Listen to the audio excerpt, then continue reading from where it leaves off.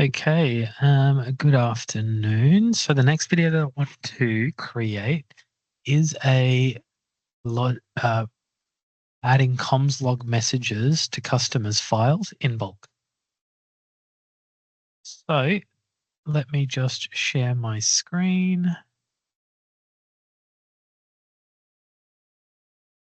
Okay, so there may be various circumstances where you might need to update a customer's file, their comms log, and you might need to put a bulk message across.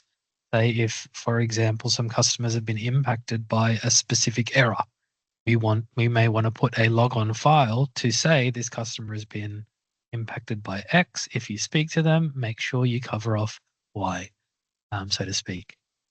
So what I've got in front of me here is I have the test bulk Excel file. Now to upload, what you need to upload is a Excel file document that contains client IDs, because to send a bulk comms log and attach a bulk comms log to a file, you need the client IDs to be able to do that.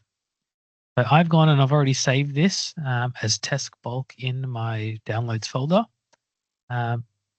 There you can pull the client IDs from. You can pull them from anywhere. Nearly every report that we hold in Genesis has a client ID. So that's really all you're looking for when you're looking to do that. Now, moving over to the Genesis system, you basically go into the maintain, communications, and bulk log addition. From there, you're greeted with this screen. Starting from the top, if we go into attachment, you'll see the file that I need to attach, which is listed here, test bulk. The sheet name automatically populates. We're in sheet 1, you can see here. However, if it was in another sheet, you will have the ability to change that to the sheet that's relevant for you. Under the circumstances, you have the ability to then do a low, medium, or high priority log. For the purposes of this, let's run with a high log, just for the fun of it. In most circumstances, you would use a low level log. High level logs are for anything that that you want everyone to see when they go into the file. So what I'm going to do from here, I will then load the file, and it brings into this workspace here client IDs and the work item IDs, whatever's pretty much listed in the document is right here. Now the customer column is the client ID, because that's basically the client ID and the customer ID. The group, leave it as insolvency. The bucket, put it down as myself, and we will, let's leave the data line for the moment.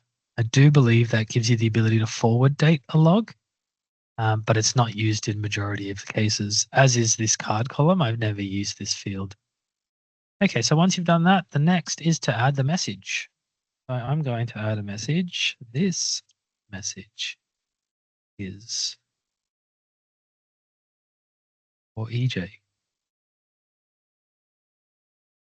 customers and teams, processes. All right, now I'm going to hit the add button. Added 6 message to customers' files. And we can see that the results here are successful. So what I'll do is I'll just go into one of them so that you can see, but you can double check by going into the client ID and just checking that the message is there. Sort of a bit of a QA check, so to speak. Jumping into this file, let me now bring up the comms log.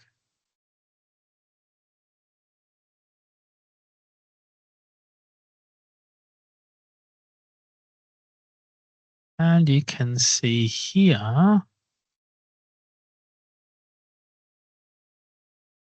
this message is for EJ, system, teams, and processes. Now, the reason that there's 4 logs on file is if we had a look at the document, you can see there's 1, 2, 3, 4 times that we use that client ID. So you just need to be mindful that if you're only wanting to leave 1 log on 1 client ID, you need to remove the duplicates from this column. And that pretty much covers it. Thank you.